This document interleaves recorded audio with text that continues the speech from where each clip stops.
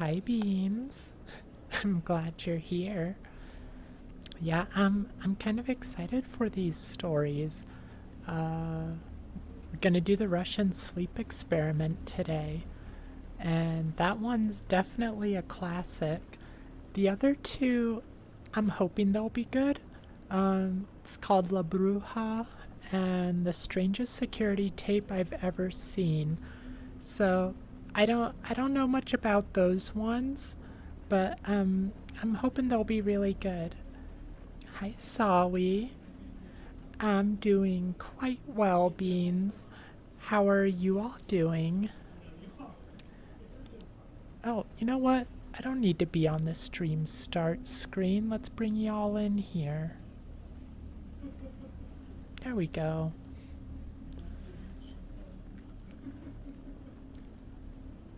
We're in a different setting today. We're not doing fireside creepypasta. We're going for a bit we're going for a bit cozier this time. And I'm keeping the camera close so that I can give you guys some attention. Oh, sorry. Well, I hope these stories can, if not make you better, then at least distract you a bit. Is the music okay? I'm trying a new track today. I'm hoping it'll be good for background for the stories. And you're good, Beans? That's good. Oh, you can't hear any of the music? Here, let me turn it up. How's that? Is that loud enough or too loud? It's very just ambient.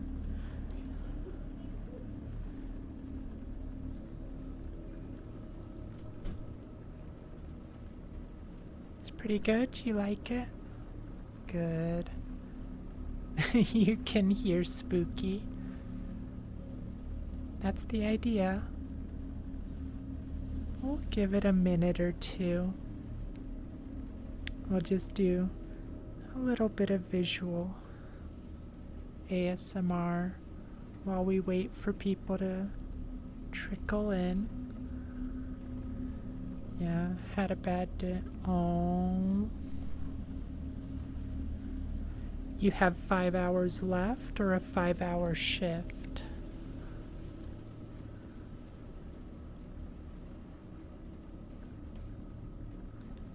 Beans, you won't be as active. You have to study for your tests this week. Sounds good, Beans. Well, I hope this doesn't distract you too much. If you have to leave the stream behind so that you can focus on your studies, I won't be offended. We'll probably fall asleep. Oh, 5 left. Oh, that sucks. Well, I hope they go by quickly. Oh my gosh, a 9-hour shift, Sawi. I'm sorry. You need the stream for background noise? Well, in that case, I am happy to be your background noise. Alright, well, let's go ahead and start on our first story. So I think the first one we'll do is the strangest security tape I've ever seen, because of the 3 of these, I think this one might be the weakest. I've never read it before, so I don't know, maybe it'll be the best, who knows. But let's go ahead and get started. Oh, I forgot to look at the authors. So, the author of this one is powerhawkmash. I think that's the weirdest author name that I've seen. So you're gonna be Chat's weekly train wreck. I'll just try to enjoy the stories. I don't know what you have to do as far as work, but maybe you can get away with still listening to the stories, and it'll make the time go by a little faster. Hi, Derpy. I'm doing well. How are you? We're in a different,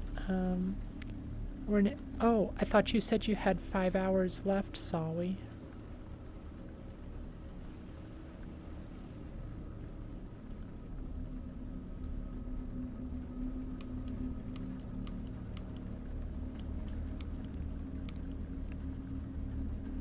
Alright.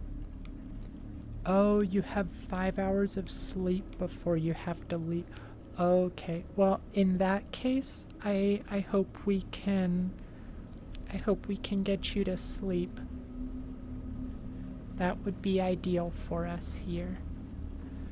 Alright, so, first story by powerhawkmash. Yeah, powerhawkmash, that's the author, is the strangest security tape I've ever seen. Hard to fall asleep right now, but thanks. I'll just try to focus on the stories and maybe it'll lull you to sleep. And let me know if the background music is too loud compared to my voice, because I can adjust the music if it gets too overpowering. Alright. I work in a gas station in rural Pennsylvania. It's a boring job, but it's pretty easy and it pays alright. A few weeks ago, this new guy started. I'll call him Jeremy. Oh, you still can't hear the music? Derpy. I can't really turn up the music any louder.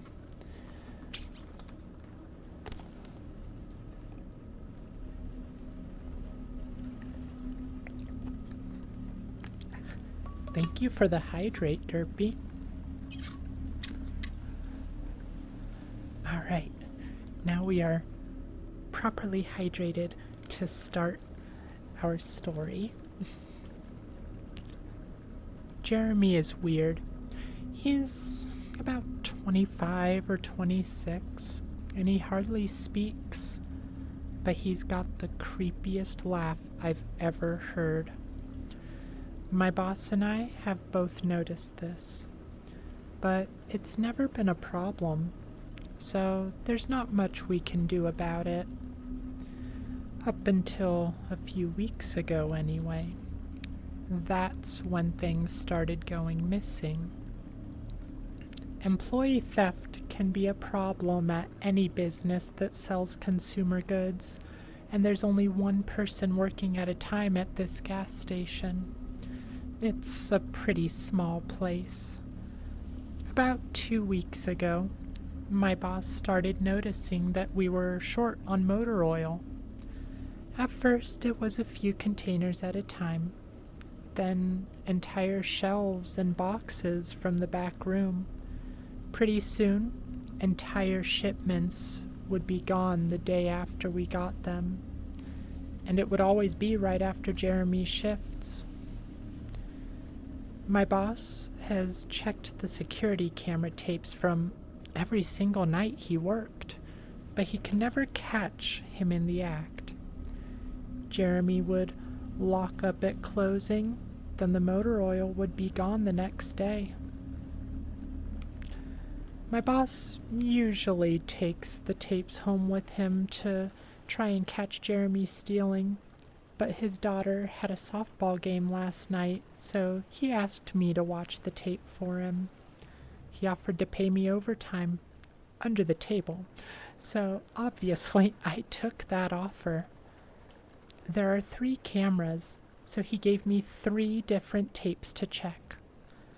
I figured it would be a long night, but I'm trying to save up for vacation, so I really needed the money. I took the tapes home, popped them in an old VCR, and sat back. 2 days ago, the last time he worked, Jeremy started at 4 p.m. Everything seemed pretty normal at first. He counted up his drawer, switched off with the girl who was working before him, and waited for a customer. The first person who came in was Mrs. Templeton. The time stamp on the video read 4:03. A regular. She picked up her cigarettes and a newspaper and paid with a 20. Nothing unusual there. Oh no, your PDFs aren't loading on your phone. Oh no, Beans. Do you have a laptop or another computer you can use? The next customer was some local guy named Ron. He drives a motorcycle, usually comes in every few days.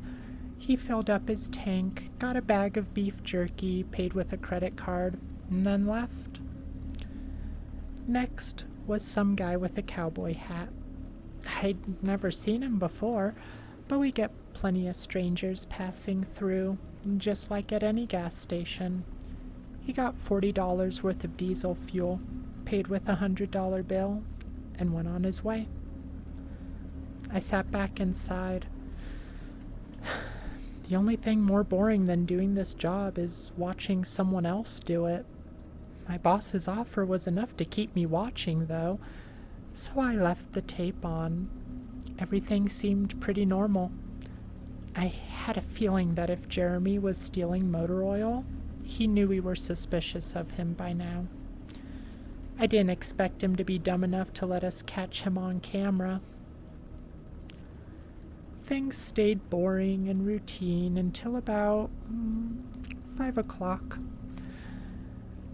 At 5:03, Mrs. Templeton came back in. She must have forgotten something. But she didn't. She bought the same pack of cigarettes as before, and the same newspaper. She paid with another 20. That's odd, I thought. But then again, she's a little absent-minded. I thought Jeremy should have told her she already got her smokes, but it's not against the rules to sell somebody the same thing twice. That's when Ron came in again. He bought another tank of gas for his motorcycle again. I later checked the outdoor camera because I thought maybe he had another car he wanted to fill up. And the same pack of beef jerky. He paid with his credit card again. No big deal. I figured this was just a weird coincidence. Mrs. Templeton is forgetful, and Ron probably owns more than one Harley. Beans, you have a laptop, but to get it will be so noisy. It's well, I guess be as quiet as you can. If you need to study, you need to study. But I don't know what your situation is for that bro loves jerky. I don't know. It's either that or I'm thinking that Jeremy has messed with the security tape so it does a loop. That's when the guy in the cowboy hat came back in. I felt a chill run down my spine. Don't get diesel, don't get diesel. I found myself whispering to my empty living room. But he did. He got $40 worth of diesel and paid with another $100 bill. Every move he made was identical to his first visit. Right down to the way he scratched his nose before he walked out. Either this guy is rich, owns a lot of trucks, and just moved into town, or something really bizarre is happening. And bro is just buying it up like there's no tomorrow. I kept watching. Every customer for the next hour was the same as before. Every single one. I was seriously freaked out. And then it was 6:03. Mrs. Templeton walked back in. She bought her cigarettes and newspaper, paid with a 20 again. I thought I was going to lose it. I only watched another half hour before I started fast-forwarding through the rest. It was all the same. Every customer would come in at the exact same times, exactly 1 hour apart. Now, I know what you're thinking. That sneaky motherfucker Jeremy had messed with the tapes. He had run a loop of the first hour of business over and over. That wasn't the case. There are windows around the cash register area that the camera covers, and I watched the sunlight fade as time ran on. Jeremy's routine didn't loop over. He swept, mopped, restocked,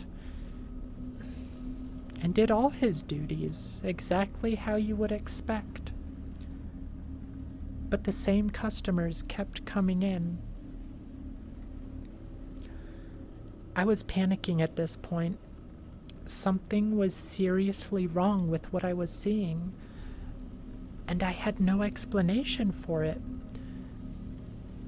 I skipped ahead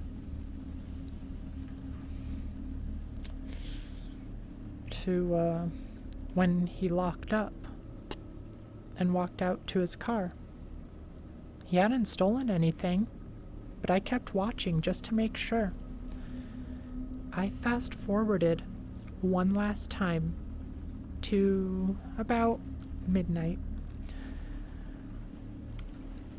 At exactly 12:03 p.m. or a.m. Oh my gosh, I lost my spot. Out of nowhere, Jeremy's face pops up on camera. I don't mean he moved his head into view. I mean that 1 second the store was empty, and the next his face was all I could see. He wasn't looking at the camera, he was looking at me. I'm sure of it. I screamed and fumbled for the remote. By the time I grabbed it, he was gone, just as soon as he had left. One frame he was there, the next he wasn't. My hands were shaking like crazy, but I popped in another tape. Sorry, if you had to get weird about these things, you'd never work. What will it be? Two more 50-cent beers, cash again, have a good day, see you in half an hour. Yeah, it's pretty creepy. The indoor camera shows the back area by the cash register, and I would be able to see how he got to put his face up in the camera like that. I skipped ahead to 12:03, but there was nothing. I would have been able to see him standing on a chair or something on this tape, but he wasn't there. I didn't see him enter the store at all after he left. It's like he wasn't there. He doesn't know the security code, and no alarms were triggered that night after he locked up. What I did see, however, was that at 12:03, the motor oil vanished off the shelf. All of it. Same as Jeremy's face.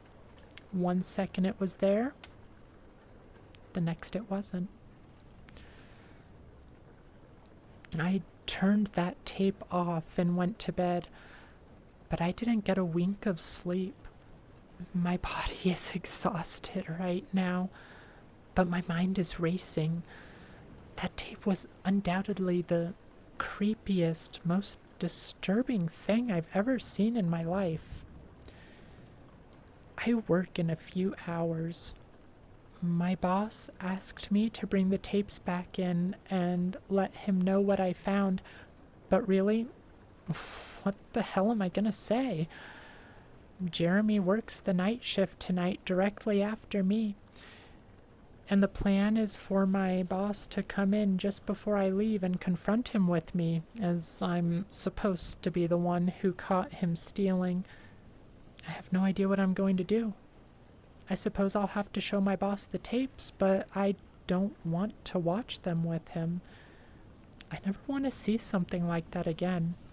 I can't get the image of Jeremy just smiling directly into the camera out of my mind. It was the creepiest look I've ever seen on another human. Anyway, I'm going to try again to get some last minute sleep before I have to go in and deal with this. I'll let you guys know what happens. Update, 2:49 p.m. Updating from my phone. Apologies in advance for any errors. My boss just finished watching the last of the tapes. I told him what to expect. But you really can't prepare someone for something like that. He's scared shitless. I still am too. And Jeremy is due to come in at 4. We've got a little over an hour to get our shit together, but neither one of us knows what to say to him. Is he just a fucked up guy who likes to steal motor oil and scare the shit out of people? Or is he something else? I don't know if this is crazy, but does anyone think he could have anything to do with the time loop? My boss said he never noticed anything like that in the other tapes, but the way he popped up in this one made me think he knew I would be watching. It's like he wanted me to see what he could do. Like he was showing off or something. I don't know. I probably sound crazy. I sure feel the part. I'm going to talk to my boss some more. We have to calm ourselves down and figure out how to handle this. I'll update again tonight, but I have a really bad feeling about how this is going to play out. Hi, Mew. It's good to see you. We're reading a story called The Strangest Security Tape I've Ever Seen. We've got some good stories planned today, I think. I've only read one of them before, but that one is the Russian sleep experiment, so I think it's gonna be a good night story-wise. This one is certainly shaping up pretty good so far. I'm intrigued. Update, 4:33 p.m. No sign of Jeremy. Tried calling him, but his phone has been disconnected. We're calling the police. Update, 5:33.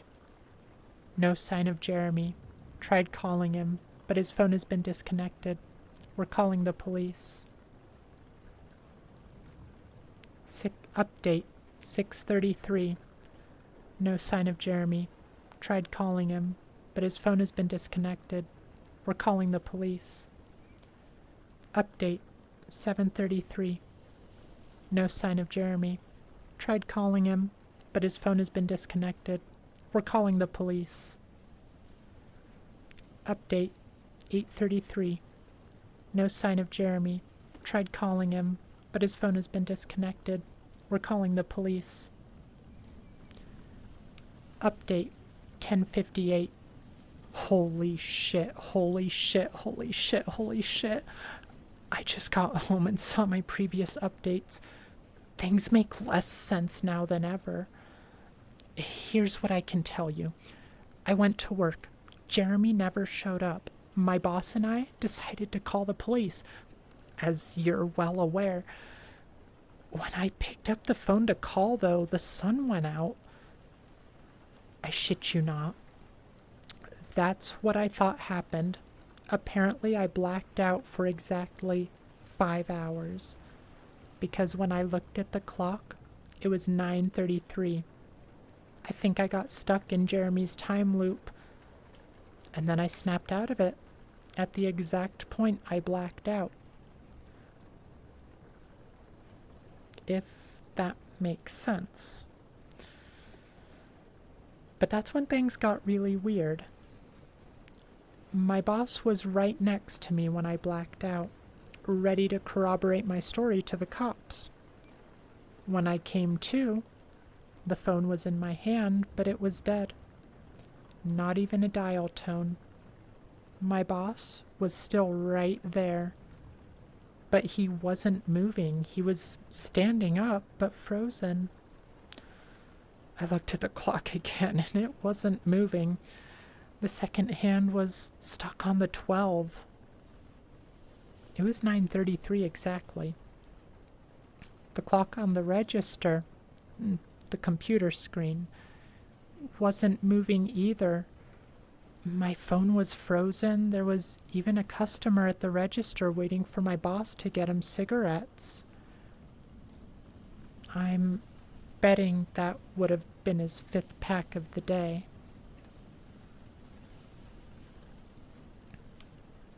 I got the fuck out of there. I didn't lock up, didn't turn the lights out, and sorry guys, I didn't grab the security tapes to upload on the internet. Believe me, that was the last thing on my mind. The gas station is on a major highway, and cars were parked all along it. Except they weren't parked. They were frozen. The people inside were sitting still as wax statues. I got in my car and prayed that it would start. Thankfully, it did. About halfway home, time started up again. The static from the radio turned into music, like it's supposed to be. And from what I could tell by listening to the host talk in between songs, no one had noticed the time freeze or whatever it was. I was the only one. Well, I'm sure Jeremy noticed as well. I still have no clue where he is or what he's doing. I'm hiding in my room and calling the police again in the morning. I don't know if I ever got through to them before, or if I did, whether they took me seriously. I'm scared for my life at this point. I'll update tomorrow if I can. Final update, 10:33 a.m. I finally fell asleep last night around 4. I have no idea how I did it. I guess, exhaustion finally got the best of me. This morning, I woke up to my phone ringing. It was my boss. He'd been calling me since about 6. He woke up when time turned back on last night and immediately called the cops. They came by to see what was wrong, and he told them everything. The police around here are all small-time guys. They were more concerned with the missing motor oil than anything. But my boss figured he would take it as long as he had their attention. They decided to go look for Jeremy. We keep all our employees' applications on file, and since Jeremy just started working here, his was easy to find. They checked the address on it and headed over to his house. You're not going to believe what they found. The address listed on his application was an empty lot, or at least now it is. There used to be a house there, but it burned down in 1993. Being a small town, almost everyone remembers that fire. A family of 4 used to live there way back when. Rumor has it that they had an estranged son who they never really talked about. Oh my gosh, we got some redeems. Sorry, I haven't been paying much attention to chat. I've been too focused on the story. No point in worrying now. Oh no, you can't find the textbook, Beans. Well, will you have time to study another evening?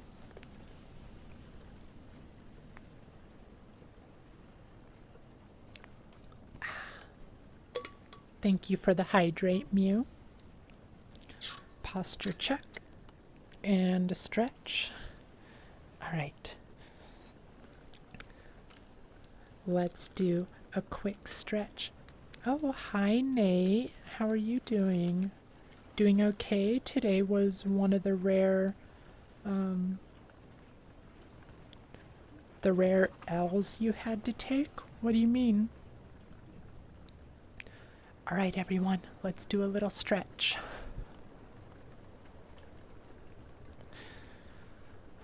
You always know just when to redeem these beans. The stretches and the posture checks are always really nice. Ooh, no.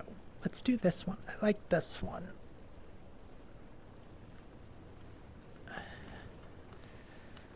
How are you guys liking the story so far? It's very intriguing. It's pretty mild, but okay, balance. Can we do it? Yes. Oh my gosh, look how still I am. I am so good at balancing. But yeah, I'm liking this story so far.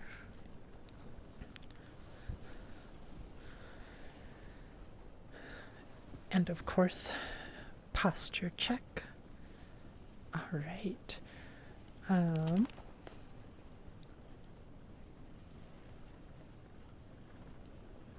Jeremy, he's a ghost. Oh my gosh, Sawi. How dare you waterboard me, Sawi.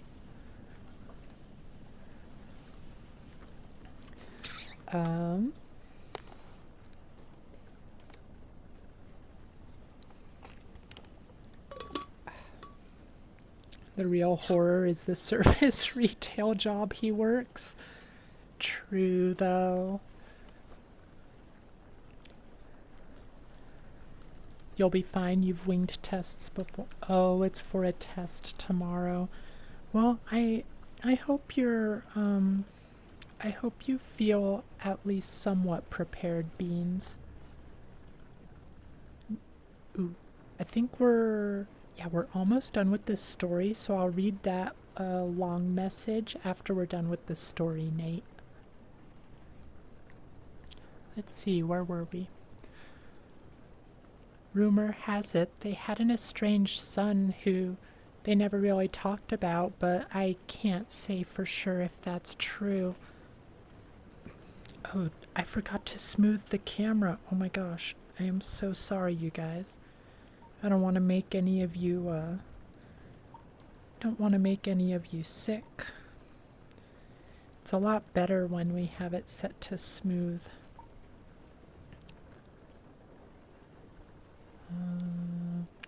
There we are. What I can say is true is that after an insurance investigation, the fire was ruled as arson. The entire house was soaked in oil and torched with a Molotov cocktail. The entire family was sleeping when it happened. None of them survived. They never caught the guy who did it. Rumor has it that when they tried to contact the estranged son, no one could find him. Anyway, my boss called and told me this, and I freaked out. Then he asked me to come to the gas station. What, are you crazy? I said. But he assured me that the cops were there with him. Then he dropped a bomb. The FBI were also in town, and they were going to talk to me one way or another. So I might as well come in. It was about 7:15, and I wanted to go back to bed, but I figured I wouldn't be able to sleep much more anyway, so I went down. 4 men in suits greeted me, and told me to have a seat. We went over everything 2 or 3 times until they got all the details down. I told them about Jeremy, the security tape, last night at work. Everything. Finally, after I finished, one of the agents said, "Oh Christ, we've got another one on our hands." Then they made me sign a bunch of papers saying I wouldn't tell anyone what happened. So I can't say much more. I might be breaking the law just by posting this. So now I'm home. I'm not sure what to do with myself. That agent's words when I told him the story are going to haunt me for the rest of my life. Anyway, I've got to go. I have some errands to run today, and then I have to go into work to pick up some tapes. My boss and I think this new guy, Jeremy, he's a complete creep, is stealing motor oil, and I have to watch the security footage to see if I can catch him doing it. I have better things to do, but my boss is paying me overtime under the table, and I'm trying to save up for vacation, so I could really use the money. It should be pretty simple. The oil always goes missing right after his shifts. I figure I'll just watch the tapes, catch him in the act, and that will be that. The end. I quite liked that story. I thought that one was pretty good. Alright, let me scroll back to Nate's big long message. Here, let me move you guys so I can do this while I read the message. Nate, you were bringing Swedish meatballs to a potluck, and you braked too hard and the crock pot cracked and it leaked all the sauce out, so you had to pull over and move the meatballs to another container, clean the sauce out of your car, and then you ended up leaving cheese behind as well. It was fancy cheese too, 3 cheddars, garlic, jalapeno, and habanero. Then you ended up having your homemade ice cream cake melt since the ice bag wasn't cooling well, so you had to get a Dairy Queen cake and buy ice to keep it cold. I'm sorry, Nate. That sucks. I'm sorry that happened to you. We all have those days sometimes. At least it's over now. That's your small collection of L's you have taken.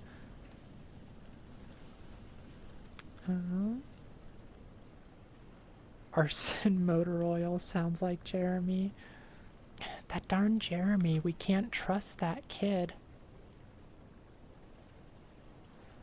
I need to figure out more things to do with my hands. I feel like my visual triggers get boring.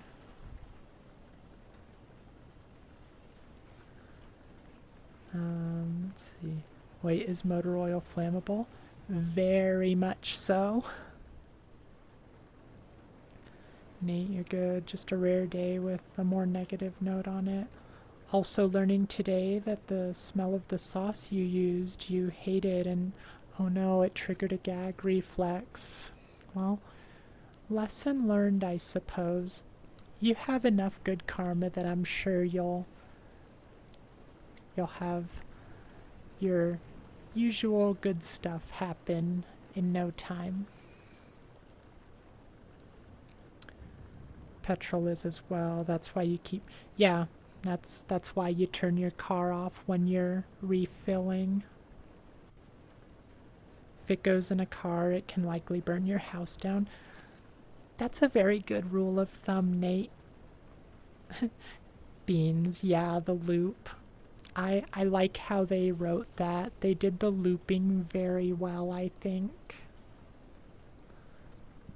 Thought the whole point was that everything in the car was meant to be inflammable is flammable. Dr. Nick from The Simpsons taught me that.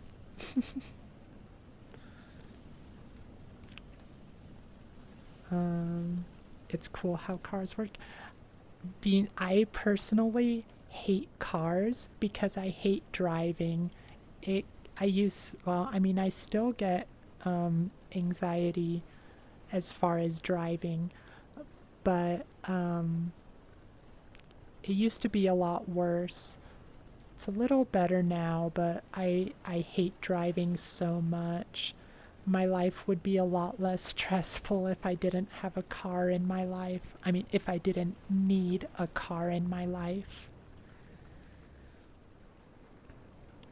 Thought the point was it was meant to be only flammable fluid so transmission doesn't set your car.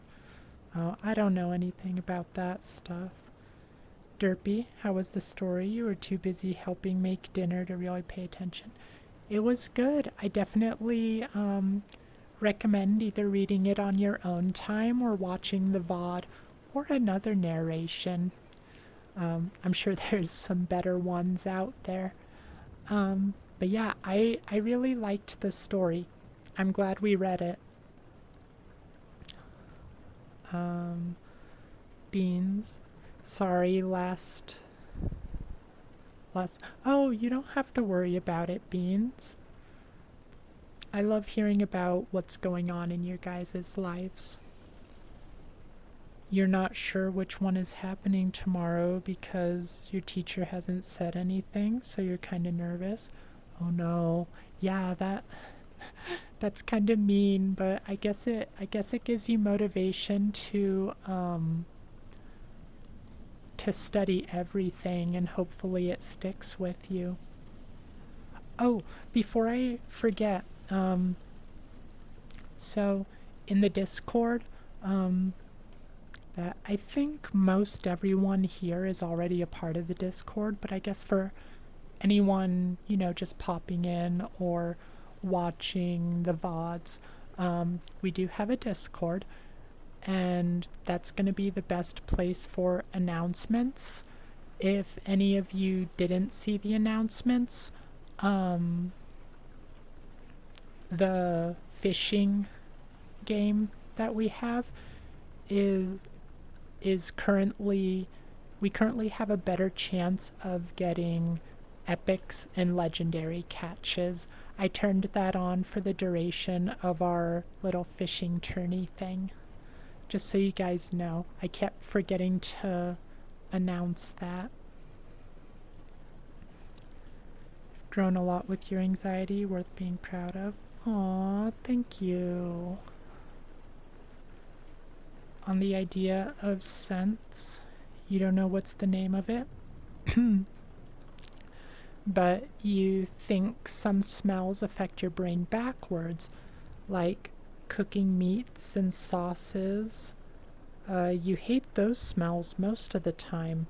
Meanwhile, smells like blood, skunk, manure, and smoke of any sort smells very nice to you. I think your nose is backwards. Yeah, that's weird, Nate. You're an odd one, but we love you nonetheless. You don't like the idea of driving because you're learning how to drive, so you hope you can get a stay-at-home job.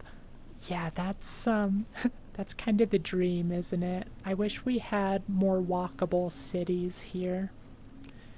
Derpy, hydrate. Thank you, Derpy. I probably need it. Oh, the fishing redeem is currently disabled. Oh my gosh, I forgot we had it disabled. Can you, if you're not too busy with, cooking dinner, can you enable it, Derpy? Or Sawi, if you know how to do that, can you do it?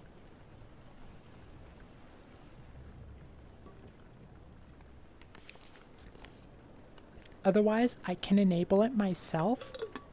It's just a little bit of a pain in VR, so I'd have to get out. That's alright, Sawi. Oh, also on mobile. Yeah, I don't know if you'd be able to do it on mobile. Oh, thank you, Derpy. Alright. Nate, you're currently researching it. You'll have to let us know what you find. Alright. Had to go downstairs for water anyway. Ooh, triggerfish.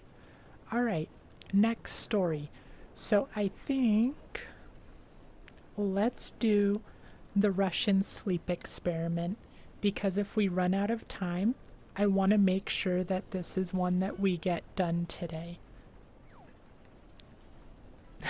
Oh my gosh, who got the new record for the tire? Ooh, wait, who caught the tire? Oh, Nate, you caught the tire. You got a new record. Alright, so let's start the Russian sleep experiment. This is by author unknown. Should have guessed that. A lot of those classic creepypastas are author unknown.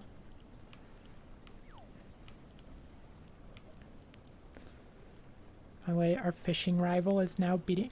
Oh my gosh! Ryan has 3 legendaries? What the heck? Y'all gotta up your game. Don't embarrass me like this, you guys. Alright. The Russian sleep experiment. Russian researchers in the late 1940s kept 5 people awake for 15 days using an experimental gas-based stimulant. They were kept in a sealed environment to carefully monitor their oxygen intake so that the gas didn't kill them, since it was toxic in high concentrations.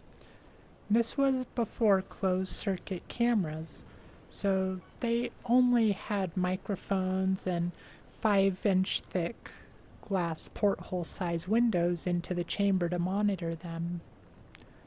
The chamber was stocked with books and cots to sleep on, but no bedding, as well as running water, a toilet, and enough dried food to last all 5 for over a month. The test subjects were political prisoners deemed enemies of the state during World War II. Everything was fine for the first 5 days. The subjects hardly complained, having been promised, falsely, that they would be freed if they submitted to the test and did not sleep for 30 days. Their conversations and activities were monitored, and it was noted that they continued to talk about increasingly traumatic incidents in their past.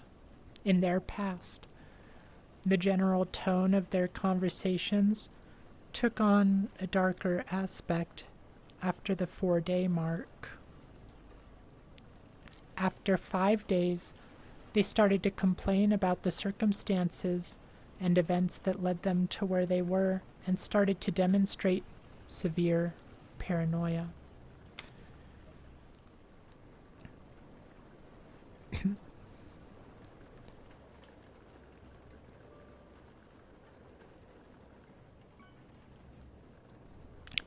Sorry, had to cough.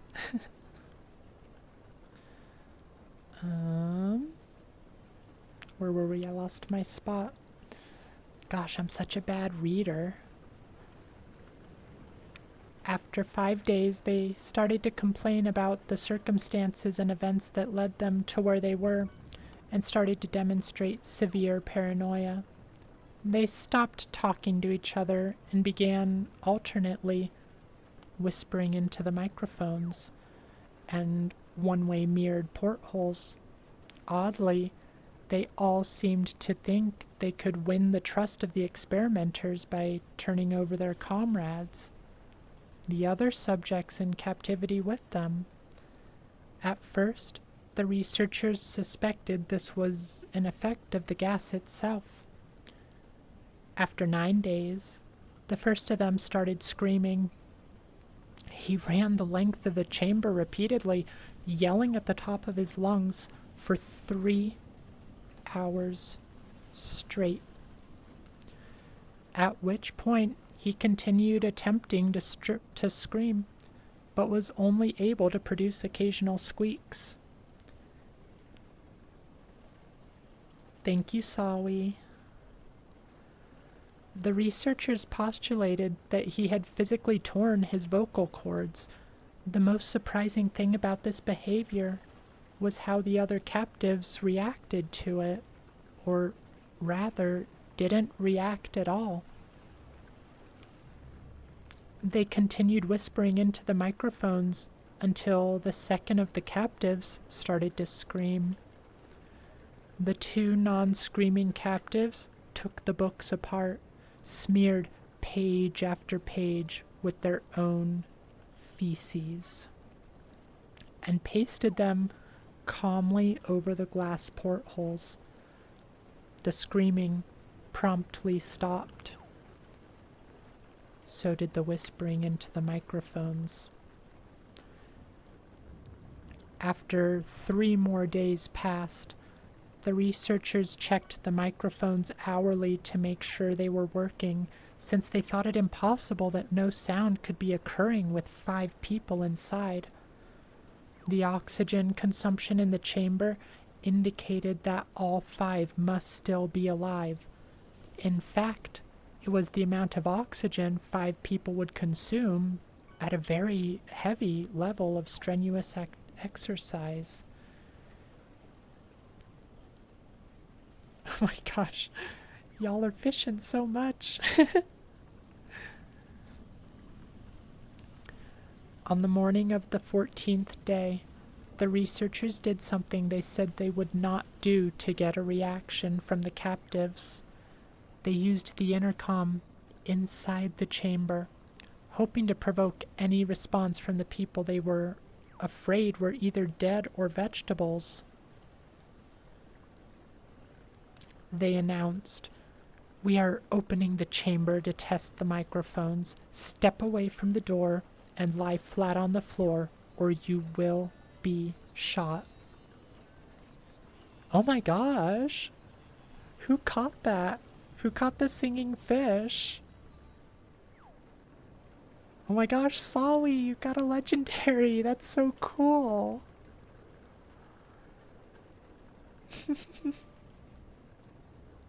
We have points to spare. You certainly do.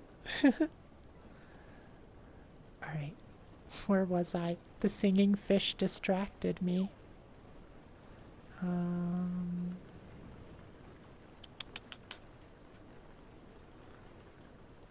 Oh, here we are. Compliance will earn one of you your immediate freedom. To their surprise, they heard a calm voice respond in a single phrase. "We no longer want to be freed."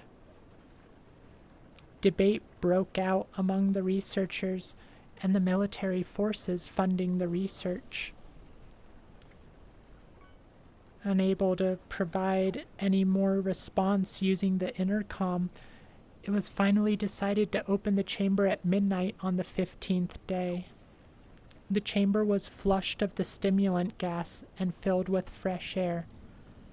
And immediately, voices from the microphones began to object. 3 different voices began begging, as if pleading for the life of their loved ones, to turn the gas back on. The chamber was opened and soldiers were sent in to retrieve the test subjects. They began to scream louder than ever, and so did the soldiers when they saw what was inside. 4 of the 5 subjects were still alive, although no one could rightly call the state of any of them life. The food rations past day 5 had not been so much as touched. There were chunks of meat from the dead test subject's thighs and chest stuffed into the drain in the center of the chamber, blocking it and allowing 4 inches of water to accumulate on the floor. Precisely how much of the water on the floor was actually blood was never determined. All 4 surviving test subjects also had large portions of muscle and skin torn away from their bodies. The destruction of flesh and exposed bone on their fingertips indicated that the wounds were inflicted by hand, not with teeth, as the researchers initially thought. Closer examination of the position and angles of the wounds indicated that most, if not all of them, were self-inflicted. The abdominal organs below the rib cage of all 4 test subjects had been removed, while the heart, lungs, and diaphragm remained in place. The skin and most of the muscles attached to the ribs had been ripped off, exposing the lungs through the rib cage. All the blood vessels and organs remained intact, but had been taken out and laid on the floor, fanning out around the eviscerated but still living bodies of the subjects. The digestive tract of all 4 could be seen to be working, digesting food. It quickly became apparent that what they were digesting was their own flesh they had ripped off and eaten over the course of days.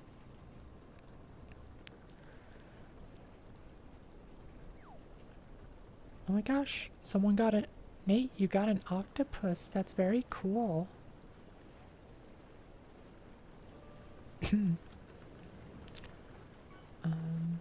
Most of the soldiers were Russian special operatives at the facility, but still, many refused to return to the chamber to remove the test subjects. The subjects themselves continued to scream to be left in the chamber and begged and demanded that the gas be turned back on, lest they fall asleep. To everyone's surprise, the test subjects put up a fierce fight in the process of being removed from the chamber. One of the Russian soldiers died from having his throat ripped out, and another was gravely injured by having his testicles ripped off and an artery in his leg severed by one of the subject's teeth. Another 5 of the soldiers lost their lives. Another 5 of the soldiers lost their lives, if you count the ones that committed suicide in the following weeks after the incident.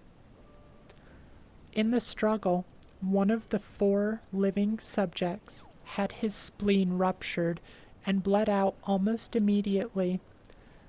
The medical researchers attempted to sedate him, but this proved impossible. He was injected with more than 10 times the human dose of a morphine derivative and still fought like a cornered animal, breaking the ribs and arm of one doctor. His heart was seen to beat for a full 2 minutes after he had bled out, to the point there was more air in his vascular system than blood.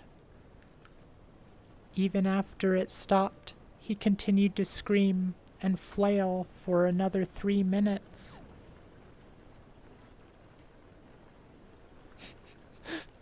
Y'all are going so crazy with the fishing.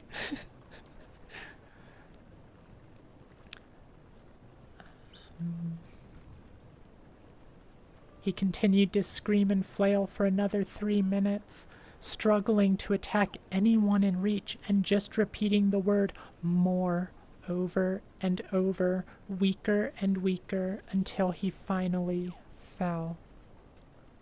Silent.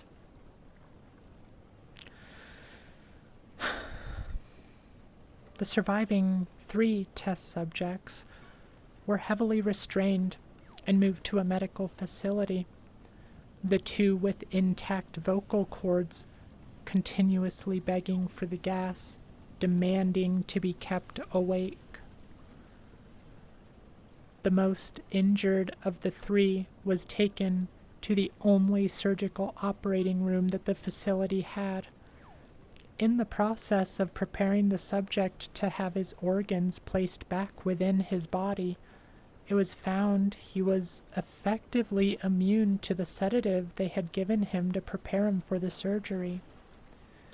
He fought furiously, against his restraints when the anesthetic gas was brought out to put him under. He managed to tear away most of he managed to tear most of the way through a 4-inch leather strap on one wrist, even though the weight of a 200-pound soldier holding that wrist. It took only a little more Ooh, a wahoo. My gosh, y'all are gonna have so much money. I'm gonna have to check who's in the lead at the end of all this.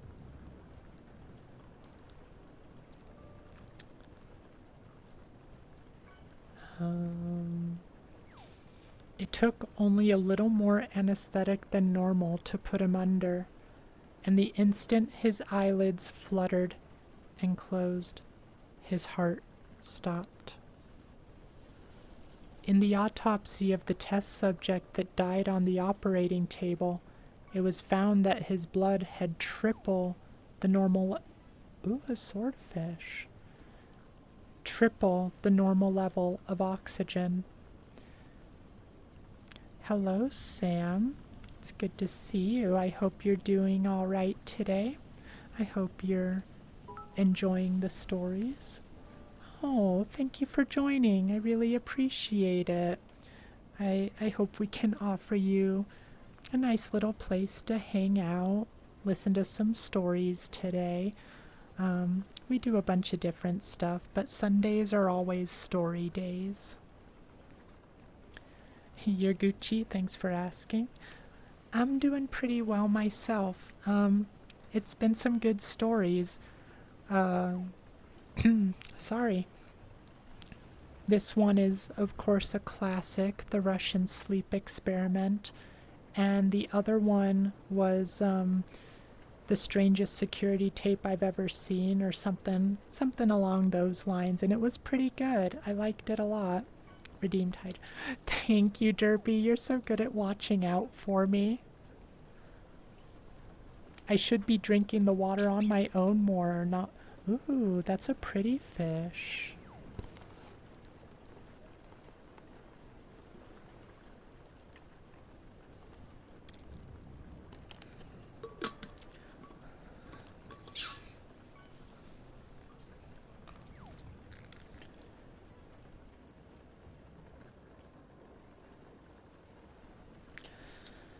Had to mute for a second so I could clear my throat. I don't want to do that in front of you guys. It's not cute. Where was I? Oh. It was found that his blood had triple the normal level of oxygen. The muscles that were still attached to his skeleton were badly torn, and he had broken 9 bones in his struggle to not be subdued. Most of them were from the force of his own muscles, or the force his own muscles had exerted on them. The second survivor had been the first of the group of 5 to start screaming. His vocal cords destroyed, he was unable to beg or object to surgery, and he only reacted by shaking his head violently in disapproval when the anesthetic gas was brought near him. He shook his head yes when someone suggested, reluctantly, that they should try the surgery without anesthetic, and did not react for the entire 6-hour procedure of replacing his abdominal organs and attempting to cover them with what remained of his skin. The surgeon presiding stated repeatedly that it should not be medically possible for the patient to still be alive. One terrified nurse assisting the surgery stated that she had seen the patient's mouth curl into a smile several times whenever his eyes met hers.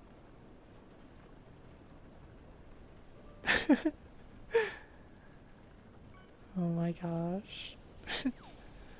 I mean, Sawi, It's much better that you gamble with this fishing than actually losing money. See, I'm just helping you all. I'm providing you a safe alternative for your gambling addictions. Oh, hi, Brayden. It's good to see you. Oh, you slept. I'm glad you got some sleep, though, Brayden. What you doing? Just reading some stories. Right now, we're reading the Russian sleep experiment. Fishing on Twitch is the first step into the gambling world. It's probably a gateway drug, Sam. I may be doing a disservice to all of you, but I love stuff like this. It's just so much. I think it's a lot of fun. And when I saw it on someone else's chat, I thought, I need to have this. I need to let everyone fish in the astral pond.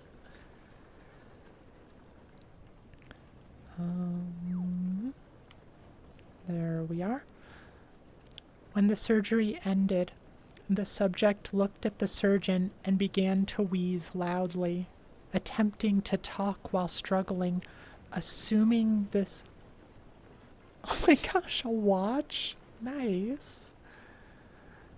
Assuming this must be something of drastic importance, the surgeon had a pen and pad fetched so that the patient could write his message. It was simple.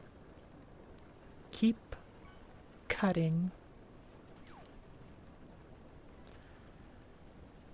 The other two test subjects were given the same surgery, both without anesthetic as well, although they had to be injected with a paralytic for the duration of the operation.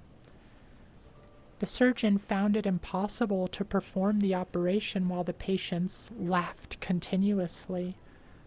Once paralyzed, the subjects could only follow the attending researchers with their eyes.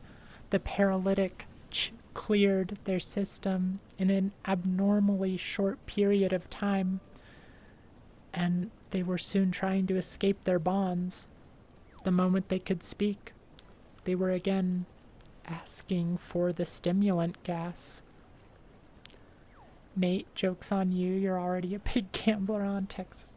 See, I like blackjack. I don't know how to play any of the others. Derpy, you have an actual slot machine that's been modified to take quarters in your room? That's pretty fun. I like slot machines. The researchers tried asking why they had injured themselves, why they had ripped out their own guts, and why they wanted to be given the gas again. Only one response was given. I must remain awake. All three subjects' restraints were reinforced and they were placed back into the chamber, awaiting determination as to what should be done with them. The researchers, facing the wrath of their military benefactors for having failed the stated goals of their project, considered euthanizing the surviving subjects. The commanding officer and ex-KGB instead saw potential and wanted to see what would happen if they were put back on the gas. The researchers strongly objected, but were overruled. In preparation for being sealed in the chamber again, the subjects were connected to an EEG monitor and had their restraints padded for long-term confinement. To everyone's surprise, all three stopped struggling the moment it was let slip that they were going back on the gas. It was obvious that at that point, all three were putting up a great struggle to stay awake. One of the subjects that could speak was humming loudly and continuously. The mute subject was straining his legs against the leather bonds with all his might. First left, then right, then left again, for something to focus on. Oh my gosh, Nate! So many fish. Yeah, blackjack is 21 beans. Um. Oh my gosh, you guys are going so crazy. I might have to put the cooldown back on, but not the same as it was before. Definitely a lower cooldown.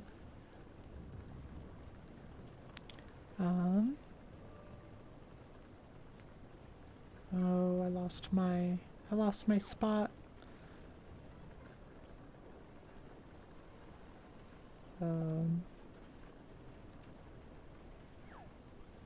Yeah. Let's do... Derpy, can you do that? Can you put a 10-second cooldown on? Posture check. Thank you, Nate. Ooh, that was a good posture check. My back cracked. And hydrate. Oh, there's a stretch in there too. I missed the stretch. Oh, there's 2 stretches. Okay, we'll do some stretching.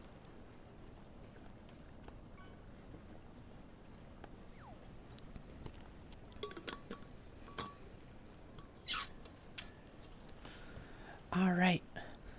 Everyone get up.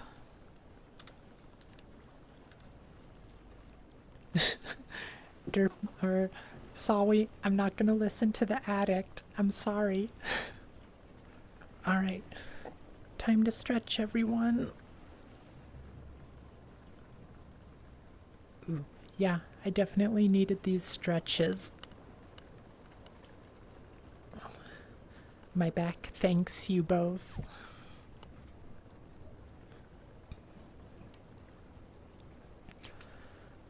I forgot how much of this story was just those gruesome bits. Not that I have a problem with that, mind you. I love the gruesome bits.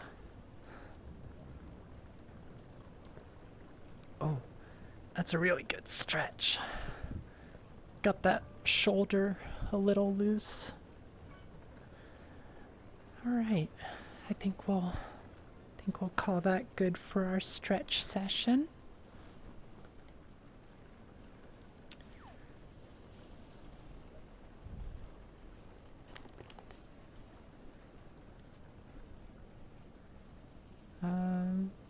Just trying to use yeah, no, that's fair, Nate.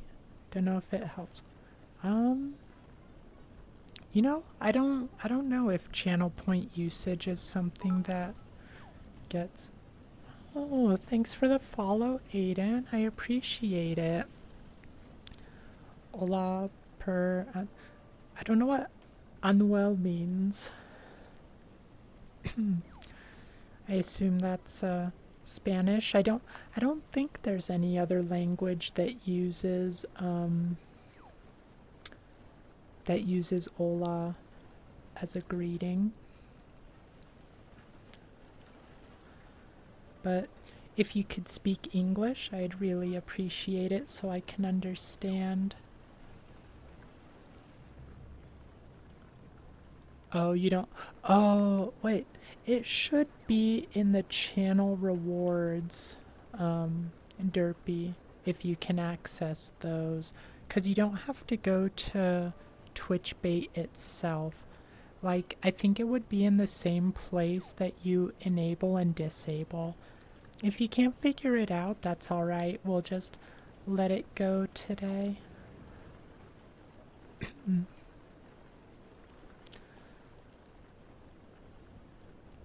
But where was I? In preparation, one of the subjects that could speak was... Yeah, we read that. Okay, there we are. The remaining subject was holding his head off his pillow and blinking rapidly. Having been the first to be wired to the EEG machine, most of the researchers were monitoring his brain waves in surprise. They were normal most of the time, but sometimes flatlined inexplicably. It looked as if he were repeatedly suffering brain death before returning to normal. As they focused on paper scrolling out of the brainwave monitor, only one nurse saw the man's eyes slip shut at the same moment that his head hit the pillow. His brainwaves immediately changed to that of deep sleep, then flatlined for the last time as his heart simultaneously stopped. The only remaining subject that could speak. Oh, that kind of in a weird.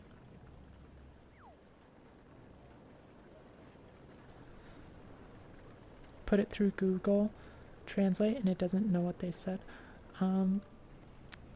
It could have been a trigger request because I know some ASM artists per. If you're still here, Aiden, I'm definitely willing to try out some stuff. I just need to know exactly what you said. It's not a phishing setting. There's a setting for the channel redeem. Yeah, there should be, because what I was using for the cooldown derpy, I was using just a cooldown for the reward redeem. So if we do a 10-second cooldown for that, then we'll be able to do it. You shouldn't have to change anything within the lurk application settings, but I don't know if you can access the cooldown settings for any of the Twitch redeems. Every time you say Aiden, you pay more attention. Oh my gosh, did I stumble upon Beans' real name? But it's okay if you can't find it, Derpy. I'll take care of it for next time, and we'll just let it ride out. People are having fun, and that's what matters.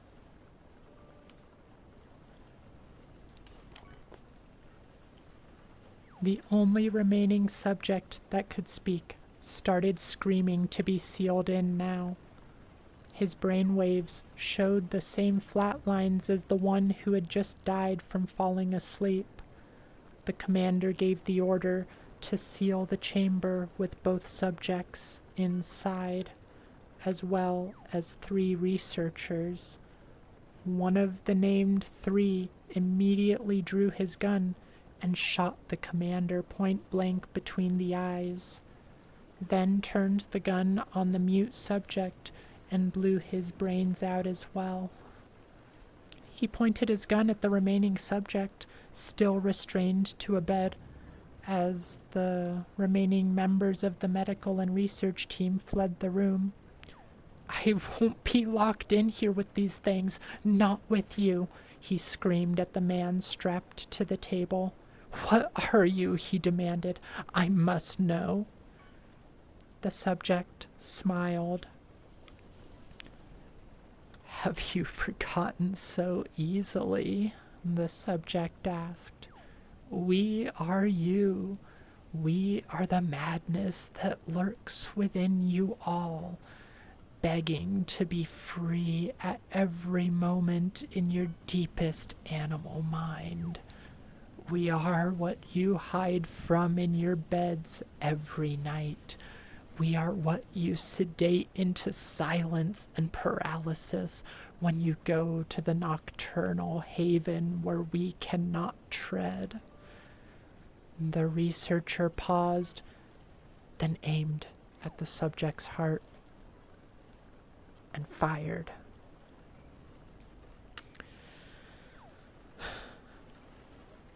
The EEG flatlined as the subject weakly choked out, "So nearly free." The end. That was the Russian sleep experiment. Where's your flamethrower, Beans? Yeah, that's... And there's a famous picture associated with the Russian sleep experiment that I'd rather not show on stream, but if you type it in, you'll be able to find it. I don't think it was originally linked to the story though. I think it ended up being attributed to it after it gained popularity. Gonna need tons of C4. Yeah, you gotta take care of that for us, Beans. You would have been that researcher who ended it all.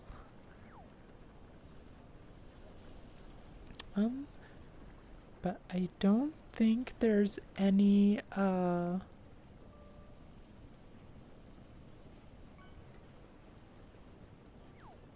Oh, I I don't know if you said your name before, Beans. If you had, I might have missed it.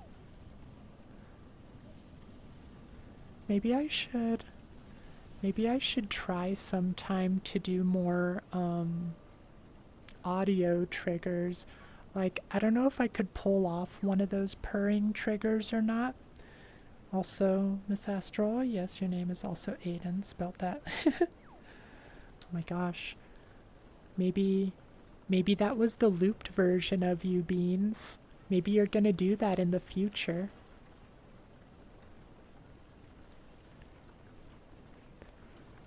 Alright, so... Oh.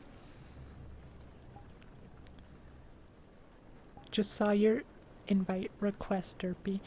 I think what we're gonna do is we're gonna... No, I'm sorry, Beans, I can't help it. Alright, um, y'all have... Y'all have hydrated me sufficiently to make me need a bathroom break. So I'm gonna run a little ad break for you guys. Feel free the fishing is finally calmed down. Feel free to keep fishing during the break for those of you who don't see the ad. I will be right back. We'll do a 2-minute ad break. Actually, here, I'll leave it on this screen so you guys can see Derpy, and hopefully I won't get my messed up body in the way. I will be right back. Oh, I almost forgot to do the ad. Here we go.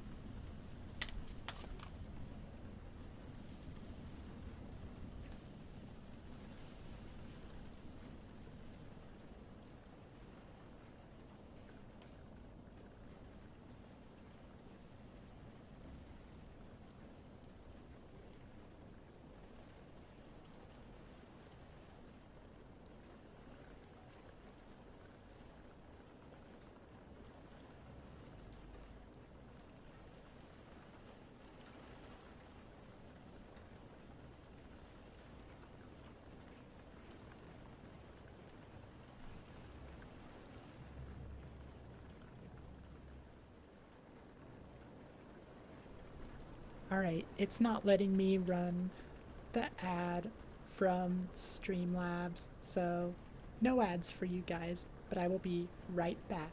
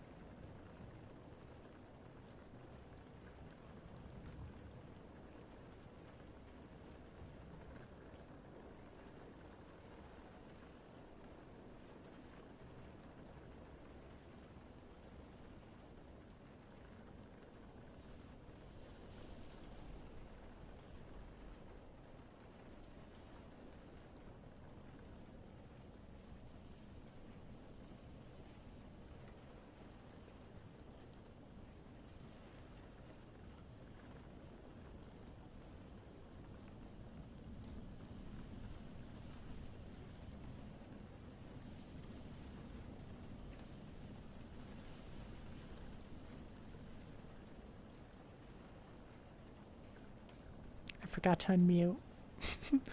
I actually thought I unmuted, but I guess I didn't click the button very well. But Derpy, did you set my house on fire?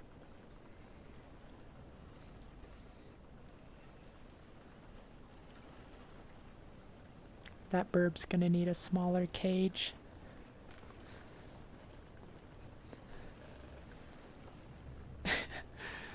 Thank you, guys. Oh my gosh, it is on fire. This is fine. We can deal with a little fire. Alright, so let's move on to our final story of the night, unless it ends up being really short. I think it's more likely that we'll go overtime. It was your fault, Beans. Did you tell him to... Oh, corn on fire, which makes... Oh, okay. So this was just a misunderstanding. This was just a bird brain issue. Come here, Derpy.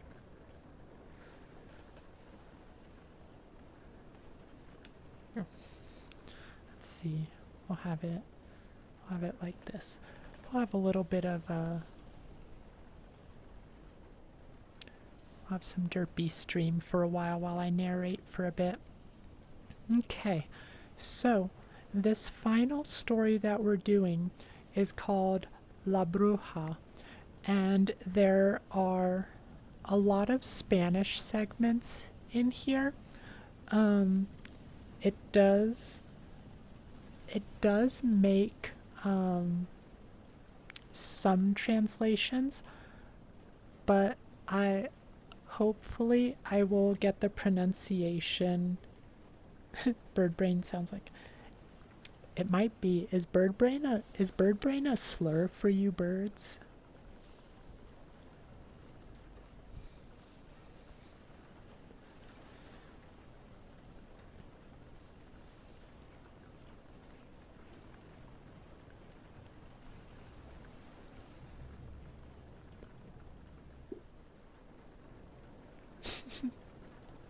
All right. Well, as long as Derpy's okay with it. Alright. But yeah, hopefully I won't butcher the Spanish parts too much. I hope I'll have at least a good enough pronunciation. But yeah, this one is called La Bruja, and it is by Killahawk1. You might fall asleep. That's totally fine, Beans. I hope you get some rest. God damn it, not again, screamed Ricky after opening the much-anticipated email. Pinche pendejo, he said even louder. Hijo de tu puta madre. I feel like I'm coming off as, I don't know, not a Spanish or Mexican accent. He picked up his expensive mouse and threw it against the wall. Besa mi culo, puto. He slammed his fist down, shattering the tricked-out top-of-the-line gaming keyboard. Ricky continued to stare at the message, the words mocking him from the computer screen. The message was topped with a large header and white font that stood in contrast to the black background. Right there, the two hated words that said, story deletion. Ricky was... Yeah, I know, Sawi. That's not uncommon for these streams. This is where I get all my swearing out.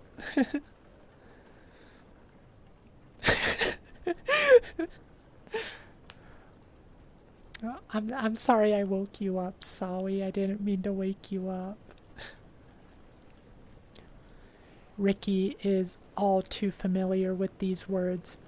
In fact, he should be able to recite the entire message from memory by now. Story deletion. Your story has been deleted because it does not meet the quality standards. If you feel that it did not meet the standards, please state your case on deletion appeal. Make sure you follow the instructions to the letter, or your appeal will be automatically denied. Do not attempt to re-upload your story. If you upload it again, you'll receive a 1-day ban from editing, as per the rules. Derpy. Bird brain is actually a compliment to other non-bird entities because it compares them to the superior being. Alright.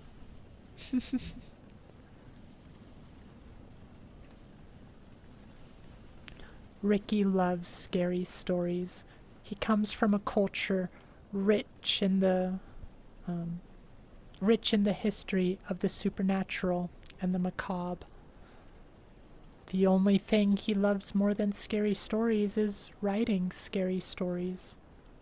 Sadly, there is one problem. How do I put this? Well, the truth of the matter is, our friend Ricky here is, for lack of a better word, a shitty writer. There is zero talent in this poor boy's head, and the same can be said about his imagination too.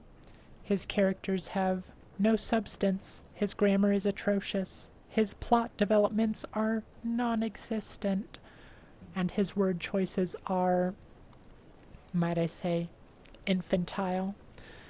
In fact, I would go so far as to say I've seen pigeons shit out more interesting narratives than this kid.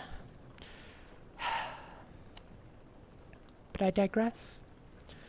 Here, I'm gonna pull you guys down. It's easier to do the ASMR this way. Yeah, superior being that can't see glass. Oh my gosh, that was funny, Beans. You'll learn to see glass one day, Derpy. What is truly sad about this whole ordeal is that Ricky truly believes his stories are great. No, he believes his stories are good. No, he thinks they're great. The dark and sinister entities that inhabit the worlds he creates are far superior to anything seen in a movie or found on the internet. Or so he believes. His dark tales are capable of tapping into the primordial pools of terror buried deep within our subconscious minds. That's what he expects his readers to find from every one of his works. Whereas you and I would see it for what it is, a juvenile, uninspired, boring piece of shit. I just realized our music stopped. I'm gonna start it up again. There we go. I don't know why it stopped. Okay. Some have even gone as far as to say that his stories are so bad, looking at the words for too long will give you pink eye. One boy claimed after being forced to listen from beginning to end, Ricky's story gave him an ear infection. Whether any of that is true or not, it is a well-known fact that once you finish reading a story authored by Ricky, you are actually more stupid than you were before you started reading. Brain cells literally drop dead in the middle of whatever brain cells do in their brain cell lives. And believe me, it's not just a few, but a lot of them. Alas, Ricky will not hear it. He doesn't like rejection, and he already has it in his head that they are not even reading his stories. He is convinced that they don't even bother to give him the time of day and automatically delete them. The tantrum builds and his cheeks turn red as he screams out loud, "Why would they not listen to me? They never give me a chance." He knows this to be true. especially in consideration of how they treat him and what they say about his stories. He angrily reads the comments. Bad grammar and punctuation. But I'm new to this site. Can't you just tell me what to fix or fix it yourself? Misspelled words. It's the way my character speaks. Poorly written and awkward sentences. English isn't my first language, so give me a chance. The story is not creepy. What do you mean it's not creepy? There's a fucking witch in the story. How's that not scary?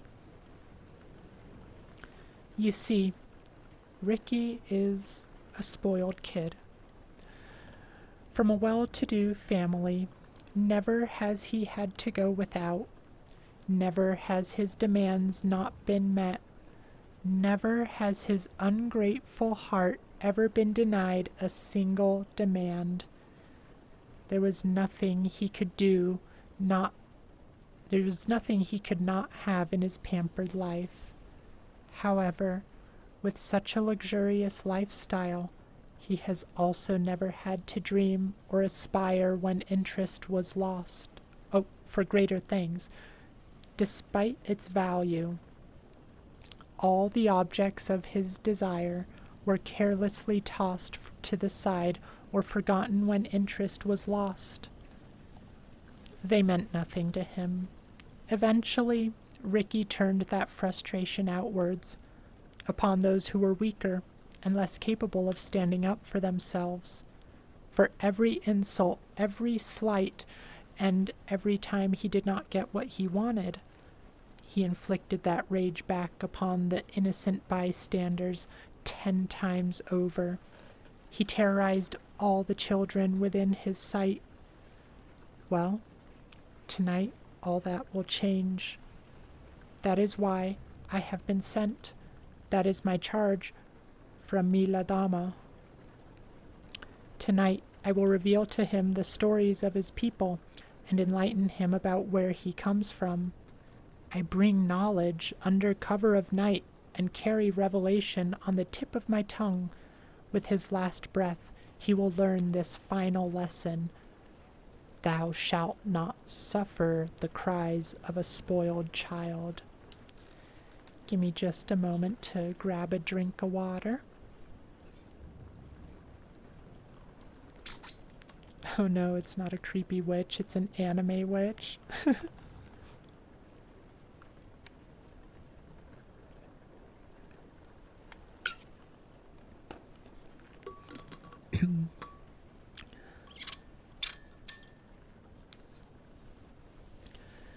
I don't know. I'm hoping this story picks up. So far, I'm kinda about it. I was expecting the security one to be the weakest one, but so far I think that's my favorite. Okay. Sorry, my trackers were acting up a little. So, when the boy lays his head upon his pillow and closes his eyes to sleep, he will be unaware of the small leather pouch tucked ever so carefully beneath him. It will call out to her, it will summon her, and she will come. She will drink, even though her thirst for revenge can never be quenched. She will feed her hate, though its hunger can never be satisfied. To understand the events soon to come to pass, we must look into the past.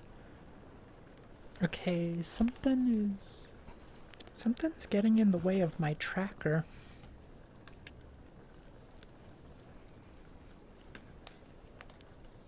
There, I think that'll be better.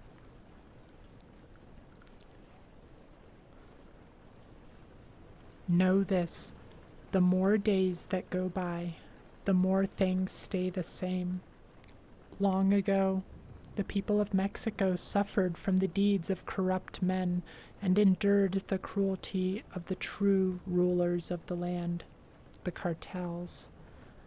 while savagery and brutality swept across the plains and darkened the skies like a cloud of locusts.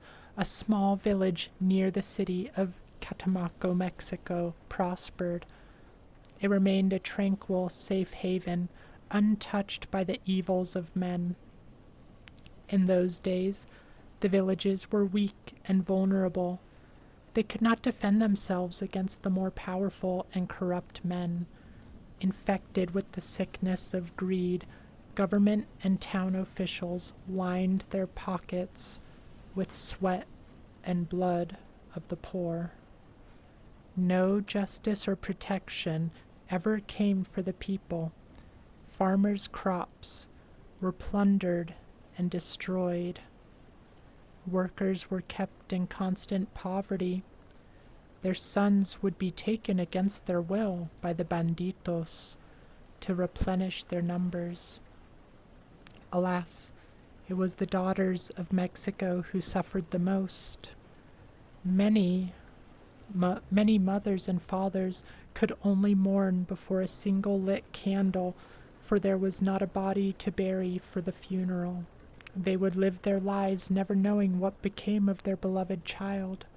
Too many shallow graves sprinkled in the countryside with the bones from unnamed girls. Among this violence, all but one village suffered. Those of questionable character and darkness in their hearts would not dare enter the borders of this town, for its people were under the protection of a powerful curandera. Her name was known from afar, and her magic was strong. The evil men knew this to be true, and they would not risk her wrath upon them. This ate away at their egos, and soon they began to conspire among themselves in secret and darkened rooms. They plotted how to be rid of this meddlesome woman. Early one morning, the curandera awoke to the sound of a child's cry. It was not a cry of terror, but a cry of pain. She ran out of her small house to see a boy sitting on a dirt path that ran alongside her home. Next to him was an old bike, clutching both his arm and leg. Oh wait. Oh my gosh, I totally skipped a line. Next to him was an old bike. Hitched to the rear wheel was a weathered cart carrying a large wooden box. He sat crying on the ground, clutching both his arm and leg. Even from a distance, she could see the two painful welts upon the boy's skin. The curandera knew precisely what had happened, and took a glass jar of salve from off her shelf. She went out to the boy and warmly said, "¿Qué pasa, mijo?" "What's the matter, little boy?" No answer came from the boy. A little irritated, she asked, "Te pica algo?" "Did something sting you?" "Fue una hormiga o una avispa?" "Was it an ant or a wasp?" Again, the boy said nothing. The curandera was becoming annoyed. She looked carefully at the boy, who sat silently before her. From the clothes he wore, she knew he was a rich man's son, most likely the child of an elected official or a member of the town's elite. She gently applied the medicine to the two painful stings.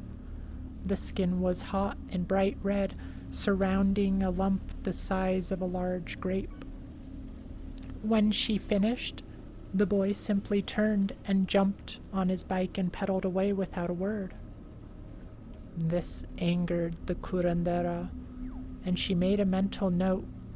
In the very near future, someone will need to teach this boy some manners and the importance of respecting his elders. Shortly thereafter, the curandera went about her day-to-day business and forgot about the rude little boy. That night, after the curandera had laid her head down to sleep, she awoke to a loud bang.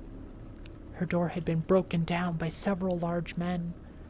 They bound her hands and gagged her mouth to prevent her any chance she might utter a hex upon them.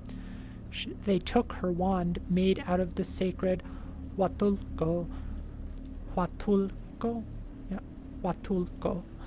wood, and snapped it in two.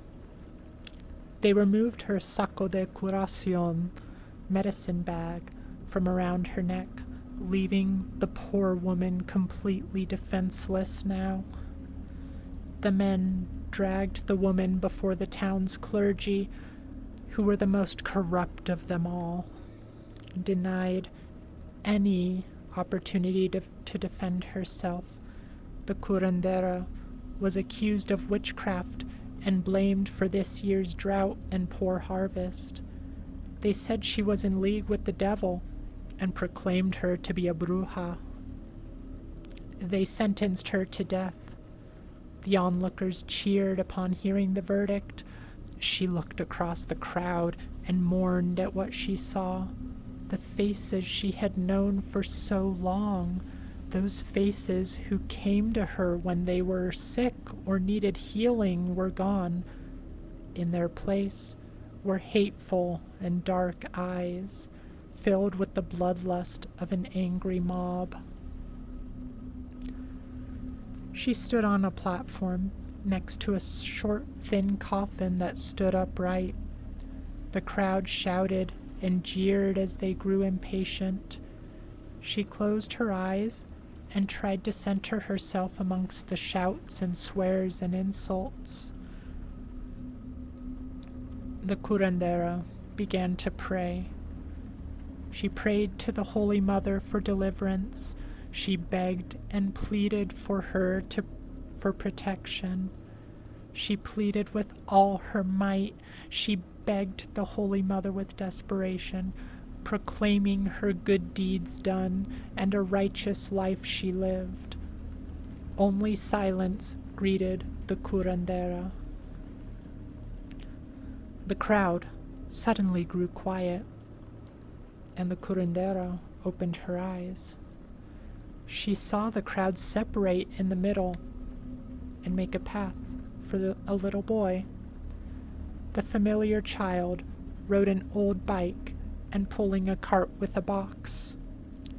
He dismounted the bike and walked around to the rear, opened the box that sat upon the cart, and carefully removed a large burlap sack. He held the bag at arm's length and quickly brought it and its contents to the clergyman. As the man of God took hold of the sack, the boy looked up at the woman, smiled, and disappeared into the sea of bodies within the mob. Still bound, she was marched relentlessly to the edge of town. All the way, she was beaten and humiliated by the people who followed along. She was brought before a freshly dug grave and shoved hard into the open coffin. She stared up at the men mocking her from above. Just as they were about to seal the coffin shut, the clergyman held up his hand with the burlap sack. He flung the bag into the coffin, and the men quickly nailed the lid closed. The men picked up the coffin containing the curandera and dropped it into the dark hole.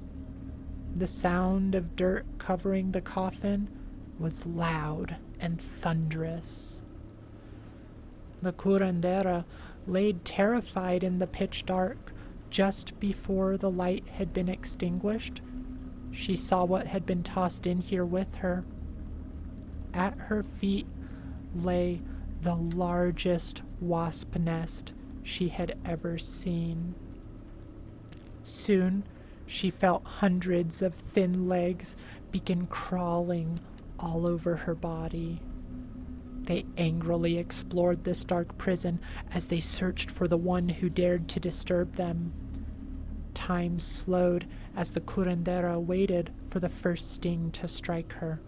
Once again, she prayed to the Blessed Mother for protection, and still there was only silence. Pain from the first sting exploded over her right cheek. The sharp stinger was stabbed into her flesh. It tore through the skin and went as deep as it could. The wasp contracted its abdomen slightly, pumping its venom into its victim. It pulled out its sharp tip and again jabbed the stinger back into her flesh. For the wasp can use their stingers over again, even if they have exhausted their own venom. They will not stop piercing your skin. She screamed in pain as she was stung again and again. They stung her eyes and crawled into her open mouth and stung her tongue. The insects crawled down her throat and into her ears. Venom filled her veins, and her skin turned red as it swelled and burned. The wasp's poison saturated her blood, causing it to thicken and burn. The swelling cut off her breathing, and she began to convulse. This angered the little beasts, and they stabbed her more relentlessly. Blood trickled from every puncture. Not a single spot on her body was spared from the wasp's sting. The pain continued to grow. Never did it lessen. She was about to call out to the Virgin Mother. Then she stopped herself. Betrayal and abandonment hit her deeply, causing more agony than any wasp could bestow. Anger and hate consumed the woman. She knew what she had to do. She would call out to another deity. This deity would come. She would call out for Santa Muerte. Santa Muerte, I call unto thee. I offer myself unto thee. I deny the Holy Mother. I deny the Father. I deny the Son. I deny the Holy Spirit. Take me, and I will do thy bidding. The curandera laid motionless in the darkness, wheezing and gasping for air. Her stings upon her skin were stretched until it tore from the swelling. The swarm of insects continued to poke and jab with their long stingers. The buzzing of their wings was deafening. Then, suddenly, all was silent.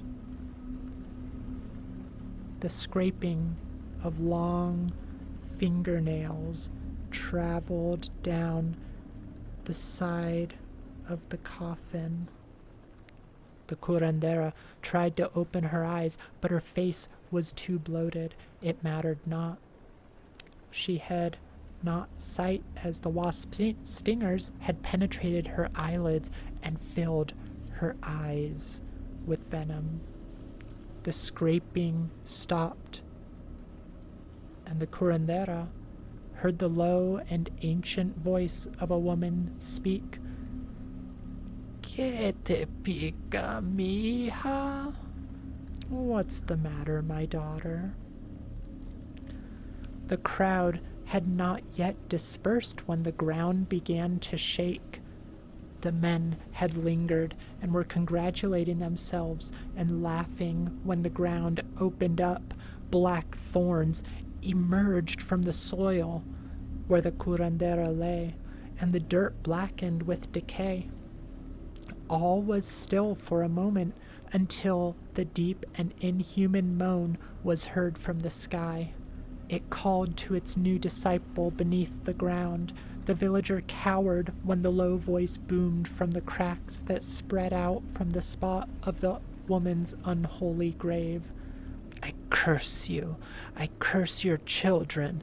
They will taste the venom that now flows in my veins.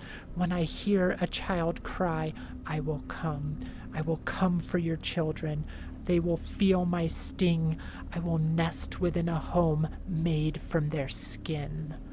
I will use their bones for stirring my brew. I will quench my thirst with their tears. I will dance to a melody made from a symphony of their screams. She let out one final wail of a demonic rage until only the sound of wasp wings could be heard. 3 days later, the traitorous boy, helped by the curandera, disappeared without a trace. It was fate that brought the two together. He had been tasked with finding a wasp nest. It was by chance that 2 of the insects escaped and stung the boy near the curandera's home. She had shown him mercy, and he had repaid her with rudeness and betrayal. An empty bed was all they found, except for the small pouch hidden underneath his pillow. Within, they found it held only a piece of paper wasp's nest, ash, and a lock of hair cut from the boy's head.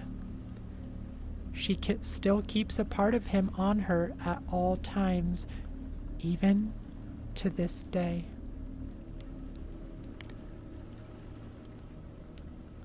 As time went by, more and more of the children disappeared. Eventually, like the righteous curandera, the little village died a slow and painful death. The people in that area still speak of a dark Bruja. It is told that when the days shorten and the nights grow cold, the children must be especially good and obedient, for if a child is spoiled and shows no respect, the Bruja will find you.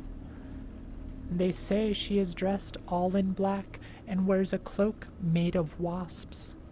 She can fly long distances and climb up walls. She will tap on your window and tempt the child to let her in. Her nails will click and tap on the window pane until the child hears her voice from out of the darkness. So that is the story of La Bruja.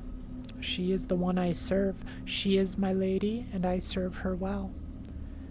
I find those children who are spoiled and rotten. I find the ones most deserving of the fate my lady brings. And who am I? Well, let's just say that I'm someone who is familiar with matters such as these. But that is a story for another time. However, I will tell you this. I am neither angel nor demon, but I do perform God's will. I bring balance. That is my mandate from the Heavenly Father. The Bruja has no mercy. She holds dark and powerful magic fueled by an inexhaustible source of hatred and rage. I direct that rage to those deserving of it. Such hatred and wickedness cannot be allowed to roam free and go unchecked. I ensure the innocent are protected and the wicked are punished. So listen to my words, little boy or little girl. Do what you are told. Honor your mother and father. Be on your best behavior. You don't want to end up like Ricky here, now do you? Take heed, for if you do not, there will come a night where you will hear tapping at your window.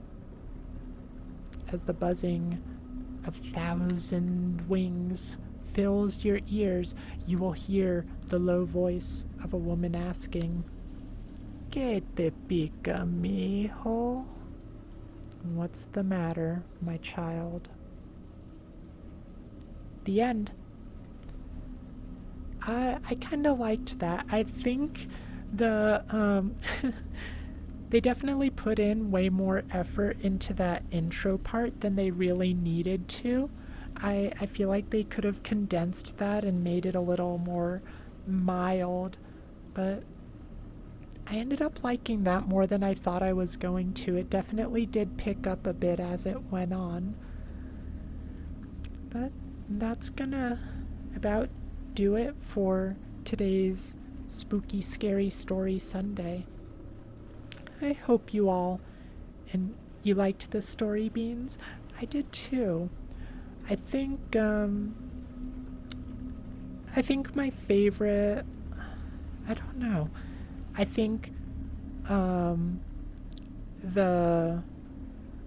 kind of middle part of this story was probably my favorite, but overall, I think I liked the security tape one the best. That's it for today. I hope you all enjoyed the stories.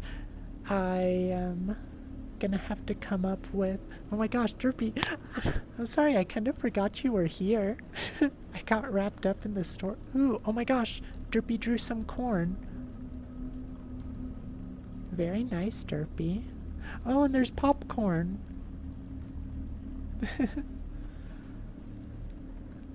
Scared you a teeny bit because you heard the house settle. What perfect timing, Beans. Yeah, thank you, Beans. And I imagine we have a few people who probably fell asleep in chat. Oh my gosh, Admiral trying to get in one more fishing session. Beans and Nate asked for fire and popcorn. Oh. I guess that was a good final fish, Admiral. We got a new one. You guys got a lot of new fish today. I'm very proud of you. Alright, but enough delaying. I'm so bad at goodbyes. One day I'll be better. Tomorrow we will do our collaboration hangout in VR chat with Scarlett. Probably just doing a hangout and maybe some game worlds. For a full agenda for this week, like what we're going to be streaming each day, check out the announcements section in our Discord. Just woke up again. Good night. Yeah, you woke up just in time, Sawi. Good night, everyone. I love you all. I hope you have a wonderful rest of your day or night. Eat some good food, drink water, be good to each other, and I'll see you hopefully tomorrow. Bye-bye.